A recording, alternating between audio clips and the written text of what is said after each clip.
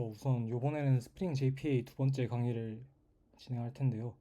저번 주에 진행한 내용이랑 좀 달라서 이번 주 내용도 좀 집중해서 들어주셨으면 좋겠습니다. 그리고 좀 실무적인 내용이 좀 많아서 좀 제대로 들어주시면 나중에 직접 이제 프로그램 짜실 때 좀 더 편하게 짜실 수 있으실 것 같습니다. 우선 연관관계 매핑입니다. 일단 크게 방향적인 게 있고, 그다음 연관관계의 주인, 그리고 1대1 관계, 1대 N 관계, N 대 M 관계 같은 다중성이 있습니다. 우선 단방향입니다. 원투원 관계로 되어 있는데, 이제 반대쪽에는 이제 아티클 반대쪽에 유저 쪽에는 이제 유저에 대한 아티클에 대한 게 없고, 이제 아티클에만 유저에 대한 정보가 있습니다. 그래서 이런 경우를 단방향이라고 합니다. 테이블하고 객체랑 같은 형태인 거죠. 아티클이 유저를 가지고 있고 유저에는 아티클이 없는 상태입니다.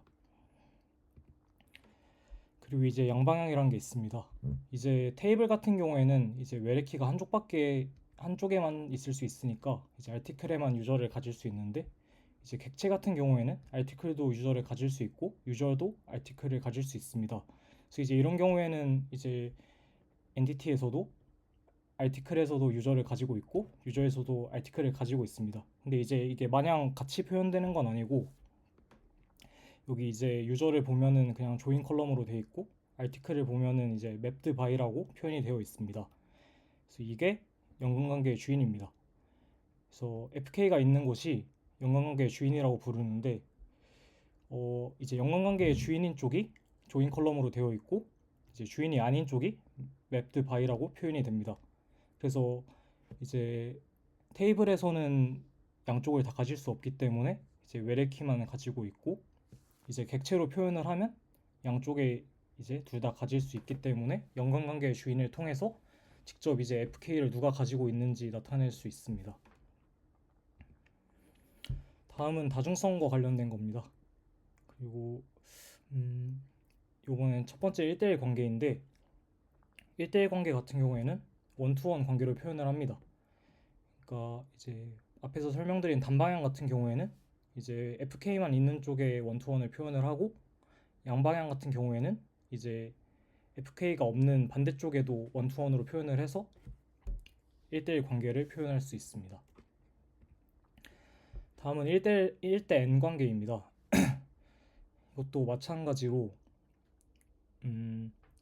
N 쪽에서는 이제 매니 투 원으로 표현을 하고 1쪽에서는 원 투 매니로 표현을 합니다. 근데 여기서도 마찬가지로 FK는 아티클에만 존재하기 때문에 원 투 매니가 있는 쪽에서는 맵드 바이로 표현을 하게 됩니다. 그리고 1대 N 관계이기 때문에 유저 같은 경우에는 1쪽이니까 아티클을 여러 개 가질 수 있으니까 아티클을 이제 리스트 형태로 표현을 하고요. 반면 이제 아티클은 그러니까 아티클은 하나의 유저에만 종속되기 때문에 이제 리스트 형태가 아닌 그냥 단순 객체로 표현을 하게 됩니다. 다음은 N 대 N 관계입니다. 이거 같은 경우에는 DB 테이블로는 표현을 할 수 없습니다. 그래서 이거를 표현하기 위해서 예전에 데이터베이스 시간 때 배웠겠지만 그때도 이제 중간 테이블을 통해 표현을 했죠. 그래서 일단 JPA 같은 경우에서도 매니 투 매니를 지원을 하긴 합니다. 근데 이게 매니 투 매니로 사용을 하면은 이제 그 중간 테이블이 자동으로 생성되어 연결이 되기 때문에 좀 제어할 수 없는 부분들이 많습니다. 그래서 이제 실무에서 사용할 때는 매니 투 매니를 아예 사용하지 않고 중간 테이블을 하나 실제 DB에 만들어 둔 다음에 원 투 매니랑 매니 투 원으로 그 중간 테이블을 연결하는 형태로 표현을 하게 됩니다. 그래서 그런 식으로 MDN 관계를 실제로 사용할 수 있게 됩니다. 다음은 연관관계 편의 메소드입니다.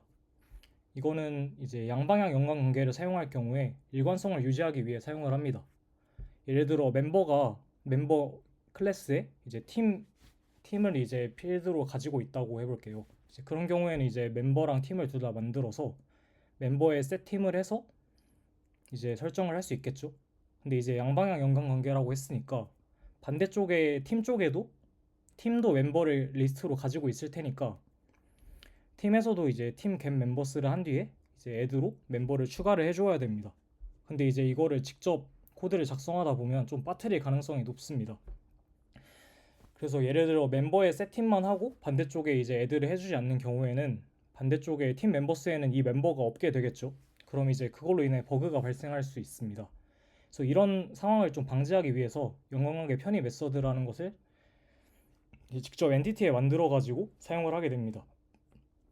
엔티티에 만들어 준 다음에 이 실제 사용을 할 때 세팅을 호출을 하게 되면 그 엔티티에 있는 이 세팅 메서드를 통해서 이제 팀을 이제 세팅해 주는 거랑 반대쪽에 이제 겟 멤버스를 해서 애드를 해주는 것 처리까지 하나의 메서드로 묶어주기 때문에 이제 누락할 문제가 없어지게 됩니다.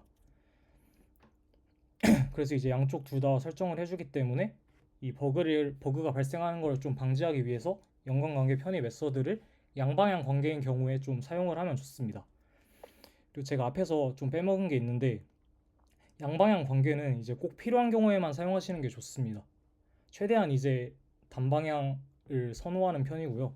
양방향 관계는 이제 양방향 관계가 필요할 때만 좀 사용을 해주시면 좋습니다. 자세한 거는 한번 찾아보시면 좋을 것 같습니다. 다음은 영속성 전이입니다. 일단 JPA에서 엔티티를 저장할 때는 연관된 모든 엔티티를 연속 상태로 만들어줘야 됩니다. 근데 이제 코드를 작성할 때마다 연관된 엔티티가 한두 개가 아니잖아요. 그런 경우에 이제 일일이 영속하기 좀 번거롭습니다. 이제 그런 경우에 영속성 전이라는 게 있다면 이제 연관 엔티티를 자동으로 영속화해 주기 때문에 따로 영속화할 필요가 없게 됩니다. 즉 영속성이 전이 되게 됩니다. 영속성 전이의 종류에는 이제 여러 가지가 있는데요. 이제 좀 크게 보자면 퍼시스트랑 리무브에 대해 설명을 드릴 거고 이제 이 여기에 포함된 모든 것들을 한 번에 통틀어서 적용하는 게 올이라는 것입니다. 예를 들어 캐스케이드라는 영속성 전이가 이제 없다고 하고 퍼시스트를 진행해 볼게요. 이제 새로운 걸 이제 추가를 할 때 영속화를 먼저 진행을 해주고 그 다음에 이제 연관관계를 매핑해 주어야 합니다. 앞에서 말씀드렸다시피 직접 영속화해주는 과정을 진행해야 하는 거죠. 근데 이제 캐스케이드가 영속화가 설정이 되어 있다면 전이가 그럼 이제 새로운 게 왔을 때 바로 연관관계 매핑을 진행하면 자동으로 영속화가 되어서 바로 연관관계 매핑만 진행을 해주면 됩니다. 그러니까 이제 중간에마다 있어야 하는 그 번거로운 작업이 없어지는 거죠. 반대로 이제 삭제를 할 때 엔티티를 제거하게 되면 이제 연관 엔티티도 자동으로 제거해주게 됩니다. 반면 이제 영속성 전이 리무브를 사용하지 않고 엔티티를 제거하게 되면 엔티티는 제거가 되지만 이제 나머지 객체들이 이제 외래키 무결성 제약 조건을 위반하게 됩니다. 같이 삭제가 되어야 되는데 삭제가 되지 않고 사라진 것을 가리키게 되니까 널 같은 값이 돼버리겠죠. 그다음에 두 번째로 이제 오판 리무벌이라는 게 있습니다. 이건 이제 고화 객체를 자동으로 제거해 주는 겁니다. 고화 객체란 이제 부모 엔티티랑 연관관계가 끊어져서 좀 혼자 따로 있게 되는 거죠. 그래서 이제 오판 리무벌이 없으면은 연관관계를 제거했을 때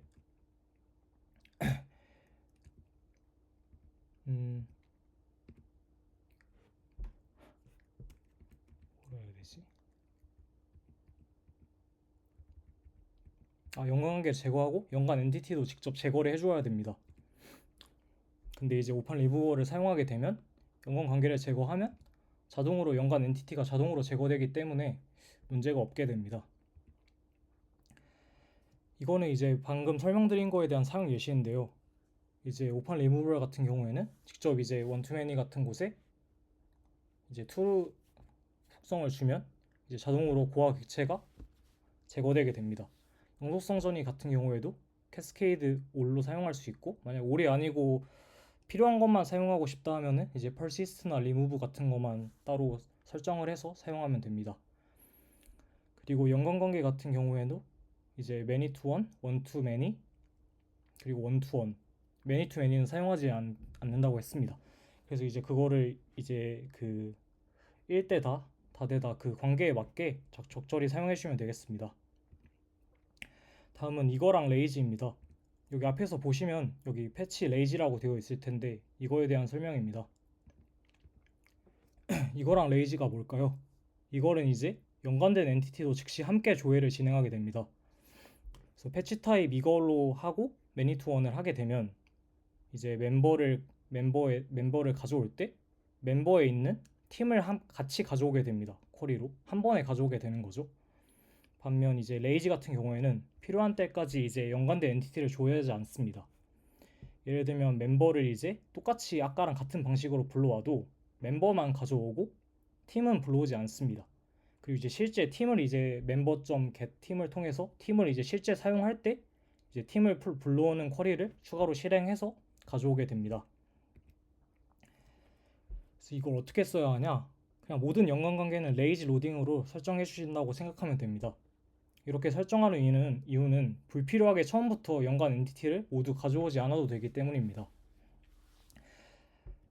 특히 이제 이게 하나, 두 개 정도에는 큰 문제가 없는데 좀 엔티티끼리 좀 연결이 되어 있는 경우가 있습니다. 예를 들면 1이랑 2랑 연결이 되어 있고 또 2랑 3이랑 연결이 되어 있고 3이랑 4랑 이렇게 연결이 되어 있고 그리고 특히 하나의 엔티티에 여러 연관관계가 있는 경우가 많기 때문에 그러면 이제 연쇄적으로 연결됐을 때 이거로 설정한 경우 엄청나게 많은 엔티티를 쓸데없이 다 가져오게 되겠죠. 바로 쓰지도 않을 건데. 그러니까 이제 레이지 로딩으로 설정을 하면 이제 필요한 경우에만 추가 쿼리가 실행이 되기 때문에 꼭 필요한 것만 사용할 수 있게 됩니다. 그래서 모든 연관관계는 레이지 로딩으로 설정을 해주시면 되겠습니다. 참고로 이제 many to one이나 one to many나 그 연관관계에 따라서 좀 기본 이 패치 타입이 좀 기본으로 설정된 것들이 있습니다. 그래서 이제 연관관계마다 이거인지 레이지인지가 좀 다른데 그냥 이거를 명시적으로 모든 연관관계를 설정해 줄 때 레이지를 항상 적용해 주신다고 생각하면 되실 것 같습니다. 이거를 사용했을 때 좀 이점이 있는 경우도 있는데요. 좀 통제하지 못하는 경우가 좀 많기 때문에 레이지로 설정을 하고 필요한 경우에 직접 가져오는 방식으로 사용하는 편입니다. 다음은 ORM의 좀 중요한 문제입니다. 사실 ORM 말고 SQL 래퍼 같은 것들을 사용해도 M+1 문제가 존재하긴 하는데요. 이제 ORM 같은 경우에는 직접 쿼리를 작성하지 않고 직접 JPA 같은 곳에서 쿼리를 만들어주기 때문에 좀 M+1 문제 같은 것이 좀 많이 발생하는 편입니다. 그래서 실무에서 좀 많이 발생하는 문제이니까 이거를 한번 좀 제대로 배워두시고 실제로 이제 프로그램을 짤 때 잘 작성해서 짜주시면 좋을 것 같습니다. M+1 문제가 뭘까요? 솔직히 말하면 1 플러스 n이라는 게 좀 더 맞는 표현입니다. 한 번의 쿼리로 이제 n개의 결과를 가져오게 되면 이제 n개의 결과 각각에 대해 추가 쿼리가 실행되는 경우입니다. 아래 사진은 실제 이제 코인의 게시글들을 불러올 때 n+1 문제를 제가 발견해서 수정한 예시인데요. 43개의 쿼리가 나가고 있는데 이게 애초에 쿼리를 잘못 짠 겁니다. 쿼리를 잘못 짠 게 아니고 이 n+1 문제로 인해서 이렇게 많은 쿼리가 실행되고 있던 겁니다. 그래서 이제 이 n+1 문제가 개발을 진행할 때 실제 이제 쿼리가 어떤 식으로 생성되는지 ORM 같은 경우에는 꼭 확인을 해야 되거든요. 직접 쿼리를 작성하는 게 아니고 만들어주는 거기 때문에 코드를 작성했을 때 실행을 직접 해보고 어떤 쿼리가 생성되는지 확인을 직접 해보면 이제 이런 문제를 좀 방지할 수 있습니다. 그리고 이제 많이 짜다 보면 쿼리 같은 경우도 이제 ORM이 어떻게 생성할지 대충 예측이 되기 때문에 처음에 좀 프로그램을 만들어 보실 때 그 SQL 이 이제 디버깅으로 출력이 되게 하는 그런 설정들이 있는데 그거를 이제 설정을 하신 다음에 이제 코드를 짤 때마다 어떤 쿼리가 실행되는지 한 번씩 살펴봐 주시는 게 좋습니다. 그래서 이거 같은 경우에는 3개의 쿼리로 충분했던 로직이었는데 43개의 쿼리가 나가고 있었습니다. 그럼 뭐가 문제일까요? 한 번에 가져올 수 있는 쿼리를 여러 번에 나눠서 가져오기 때문에 문제인 겁니다. 예를 들면 이제 짐을 옮길 때 10kg 무게로 그냥 쉽게 들어서 한 번에 옮기면 되는데 괜히 1kg씩 10번 왔다 갔다 하면은 낭비겠죠? 예를 들면은 또 다른 걸로는 이제 10명을 불러 1kg씩 들고 가는 것도 좀 비효율적일 것입니다. 이제 표현을 하자면 인력 낭비랑 왕복 비용 낭비, 그다음에 기타 여러 리소스 비용이 낭비되는 것이라고 할 수 있습니다. 그럼 이제 발생 원인이 뭘까요? 우선 첫 번째로는 코드 차원 문제가 있습니다. 처음에 좀 코드를 짰을 때 제대로 이제 생각을 못하고 그냥 간과하고 넘어간 거죠. 예를 들면은 이제 조회에 필요한 아이디를 한 번에 불러옵니다. 그럼 이제 리스트로 가지고 있으니까 이 아이디들에 대해서 계속 반복문을 돌면서 레포지토리에서 호출을 합니다. 그럼 예를 들면 이제 아이디가 1000개면 이 쿼리가 1000번 실행이 되겠죠. 10만 개면 10만 번이 실행이 될 것입니다. 그럼 이제 앞에서 이 왔다 갔다 하면서 커넥션도 괜히 낭비가 되고 이 10만 번을 왕복하는 동안 그 네트워크 비용이 또 추가로 들겠죠. 그 다음에 어플리케이션에서 또 그 10만 번 왕복할 동안 관리하는 그 여러 가지 리소스 비용도 추가로 들게 될 것입니다. 그래서 어떻게 해결하면 될까요? 좀 한 번에 가져오면 됩니다. 이걸 배치 쿼리라고 부르는데 이 한 번에 아이디스를 가져오고 그 아이디스로 한 번의 쿼리로 가져오면 됩니다. 그럼 이제 쿼리 한 번에 1000개의 결과를 가져올 수 있게 됩니다. 그래서 이거를 통해서 일단 앞에서 그냥 코드 차원으로 잘못 이렇게 짠 문제를 해결할 수 있습니다. 다음은 레이지 로딩 문제입니다. 앞에서 말씀드린 것처럼 레이지 로딩 같은 경우에는 실제 사용을 할 때 가져오게 되죠. 그러면 이제 여기서도 멤버 리포지토리에서 find all을 했을 때 결과 n개가 나오면은 그 멤버만 가져오고 이제 팀을 가져오진 않을 겁니다. 그냥 멤버에 대한 정보만 가져오고 근데 이제 이걸 이제 뻘문을 돌면서 또 개팀을 계속 실행을 해줍니다. 그러면 이 포문을 돌면서 계속 팀을 가져오려고 추가 쿼리가 발생하게 되겠죠. 그러면 이제 하나의 쿼리를 이제 실행될 거로 예상을 했는데 이 포문으로 인해서 나머지들에 대한 추가 연관 엔티티를 불러오기 위해 n개의 추가 쿼리가 발생되게 됩니다. 그래서 이게 레이지 로딩 문제입니다. 그래서 어떻게 해결하면 될까요?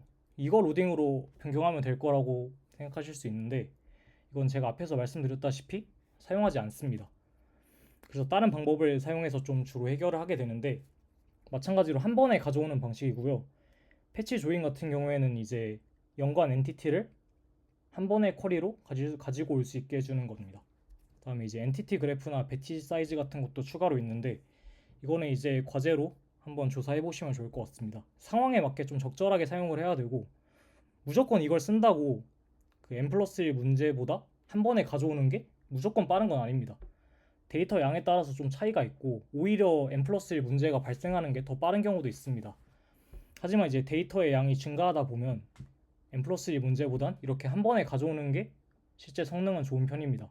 실제로 이제 성능을 측정했을 때 한 2배가량까지 차이 나는 경우도 있습니다. 그래서 이제 실제 이거를 만들어 봤을 때 n+1 문제가 발생하는 경우랑 이렇게 패치 조인이나 엔티티 그래프로 한 번에 가져오면서 직접 이제 어떤 실행 결과 시간이 빠른지 비교를 해보고 이제 어떤 거를 사용할지 선택을 해주시면 되겠습니다. 이제 자세한 내용은 과제로 한번 조사를 해보시면 좋을 것 같아요. 이게 좀 실무적으로 좀 많이 중요한 문제라 제대로 공부해 보시면 좋을 것 같습니다. 다음은 스프링 데이터 JPA입니다. 이제 스프링에서 JP를 사용할 때 좀 쉽게 사용하게 해줄 수 있는 스프링에서 개발한 라이브러리입니다. 그래서 저번 주에는 이제 퍼시스트나 그런 거를 다 직접 플러시나 커밋이나 그런 거를 코드 작성해 줬을 때 진행해 주셔야 됐을 텐데 이제 스프링 데이터 JPA를 사용하면 그렇게 반복적인 번거로운 작업들을 하지 않아도 됩니다. 지난주 과제에 이제 사용하지 말라고 되어 있죠. 이게 스프링 데이터 JPA를 사용하는 예시입니다. 저 이제 레포지토리 저거를 이제 익스텐드 하면 바로 이제 저 세이브라는 거랑 이제 find by id 이런 걸 만들면 스프링 데이터 JPA가 알아서 세부적인 JPA 쿼리를 다 생성을 해줍니다. 근데 이제 사용하지 말라고 했던 이유는 스프링 데이터 JPA가 만능이 아닙니다. 모든 걸 이거로 해결할 수 있으면 당연히 이것만 알아도 될 텐데 이제 직접 작성을 하다 보면 직접 JPA를 커스텀하는 경우가 존재하게 됩니다. 이제 커스텀하는 경우에는 스프링 데이터 JPA를 사용하지 못하고 직접 이제 저번 주에 작성했던 그 persist, commit, flush를 이제 직접 작성해서 커스텀해야 하는 경우가 존재하기 때문입니다. 그래서 이번 주차에 스프링 데이터 JPA를 설명해 주는 거라고 생각해 주시면 될 것 같습니다. 스프링 데이터 JPA는 대충 이런 형태의 추상 계층으로 되어 있습니다. 이제 JPA 레포지토리를 상속을 하게 되면 이 모든 거를 한 번에 가지게 되는데, 이렇게 가지게 되면 앞에서 말씀드린 그 find by id나 save 같은 게 이렇게 명시적으로 만들어주지 않아도 다 자동으로 포함이 되어 있습니다. 근데 이제 그런 경우에는 불필요한 것들까지 다 미리 생성이 되어 있겠죠. 그렇기 때문에 이제 저희 코인 같은 경우는 이제 여기서 JPA 레포지토리를 사용하지 않고 그냥 바로 레포지토리를 상속을 해서 이제 필요한 세이브나 find by id나 delete by id 같은 거를 추가로 이제 만들어 주어서 필요한 것만 만들어서 사용을 하게 됩니다. 그래서 뭐 직접 실습해 보실 때는 그냥 JPA 레포지토리를 바로 상속을 하게 되면 바로 find by id나 save 같은 것들이 있긴 한데, 한번 레포지토리로 상속을 해서 필요한 것만 만들어서 사용해 주시는 걸 추천드립니다. 다음은 쿼리 메서드인데요. 이게 네이밍 메서드라고 해서 이제 스프링 데이터 JPA는 이제 그 메소드 명만으로 어떤 쿼리가 생성될지 미리 예측하고 메서드를 만들어서 필요에 따라 사용할 수 있습니다.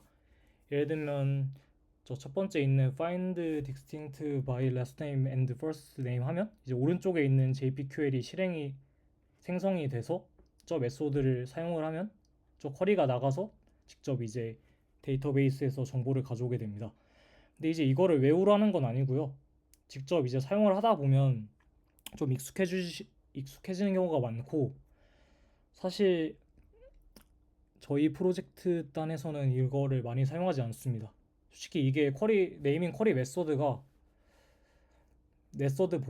이제 직접 쿼리를 짜는 게 좀 가독성도 좋고 그런 경우가 있어서 직접 이제 네이밍 쿼리 메서드를 사용하기보단 직접 이제 쿼리 어노테이션이나 JPQL이나 네이티브 쿼리 같은 거를 사용해서 직접 이제 쿼리를 작성해서 메소드를 사용하는 경우가 많습니다. 그래서 네이밍 쿼리 메소드라는 게 있다고만 알고 계시면 될 것 같고요. 처음에 뭐 몇 개 사용해 보시는 건 또 괜찮습니다.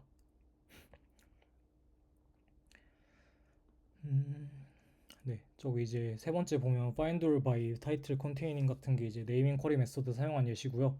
save나 find by id나 find all 이런 거는 JPA 레포지토리를 상속하게 되면 그냥 자동으로 만들어져 있고, 이제 레포지토리 같은 걸 레포지토리로 상속을 하게 되면 저희가 필요한 것만 이렇게 만들어서 사용을 하면 됩니다.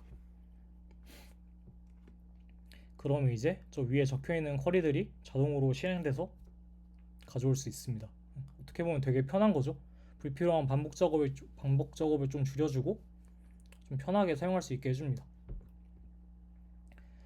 다음은 이제 수업에 대한 내용은 다 설명을 드렸고요. 이번 강의가 아마 방학 전 마지막 강의인 것 같은데, 방학 때 좀 어떤 거를 백엔드 공부를 하면 좋을까 좀 생각을 하다가 좀 추천을 하고 싶어가지고 좀 간단하게만 정리를 좀 했습니다. 우선은 스프링 요번에 몇 주차 강의를 했겠지만 좀 제대로 이해를 못 하시거나 좀 헷갈리는 분들이 있으실 겁니다.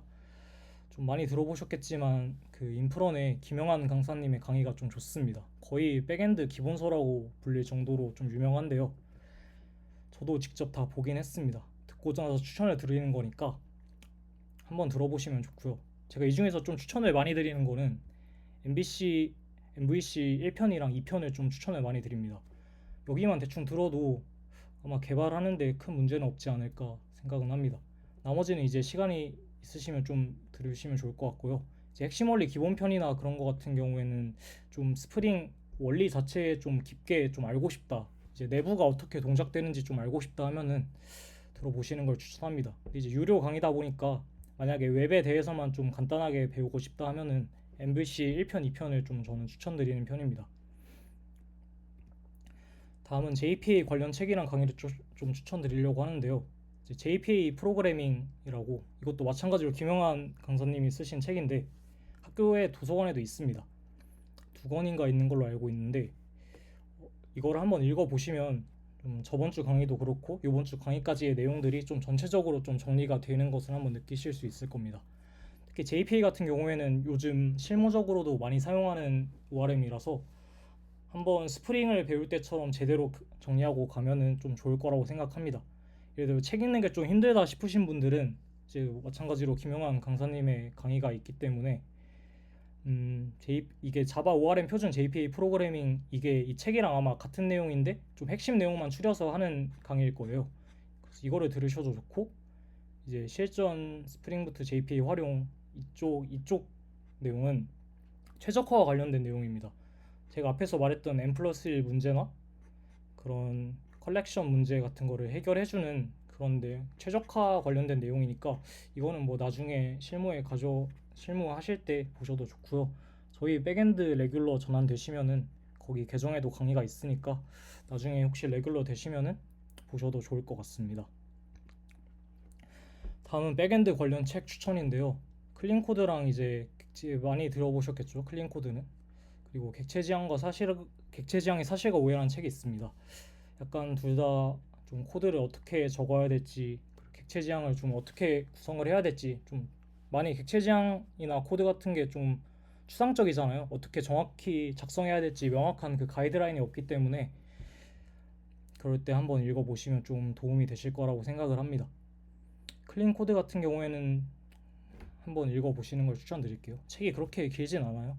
다 읽어보고 추천을 드리는 겁니다. 그 다음에 좀 심화적인 책인데요. 이거는 이제 나중에 좀 더 공부를 깊게 하고 싶다 하는 경우에 추천드리는 책인데 이제 RealMySQL 예전에도 언급을 했었지만 좀 DBMS 내부 구조나 이제 쿼리 튜닝에 대해서 인덱스나 이제 옵티마이저 같은 좀 깊은 내용을 들어갑니다. 그래서 이것도 한번 꼭 읽어보시는 거를 나중에라도 추천드리고요. 그 다음에 이제 자바 같은 경우에는 이제 몇 번 강의에서도 보셨고 직접 써보신 적도 있겠지만 람다 스트림이랑 이제 함수형 프로그래밍에 대해서 좀 깊게 다뤄주는 책이 하나 있습니다. 모던 자바 인 액션인데요. 여기서 이제 람다 스트림에 대해 좀 깊게 다뤄주는데 좀 내용이 많이 어렵습니다. 그래서 나중에 좀 적응하시고 읽어보시는 걸 추천드리고 이펙티브 자바도 마찬가지로 자바에 대한 좀 심화적인 내용이기 때문에 나중에 한번 떠올리셔서 읽어보시면 좋을 것 같습니다. 그다음에 학교 수업에서 솔직히 백엔드에서 좀 도움이 되었던 건 개인적으로 김상진 교수님의 좀 객체지향 개발론이랑 자바는 진짜 꼭 들으시는 걸 추천드립니다. 그다음에 요번 학기에 들으신 분들도 있겠지만 대배설도 진짜 제대로 공부하면 실제로 이제 코인에 들어오면 이제 테이블부터 직접 다 만들어야 되거든요. 물론 기획은 다 PM분들이 해주시지만 직접 이제 테이블을 만들어야 되기 때문에 그럴 때 이제 정규화나 좀 어떤 테이블을 어떻게 쪼개야 될지 합쳐야 될지 그런 거에 대해서 좀 많이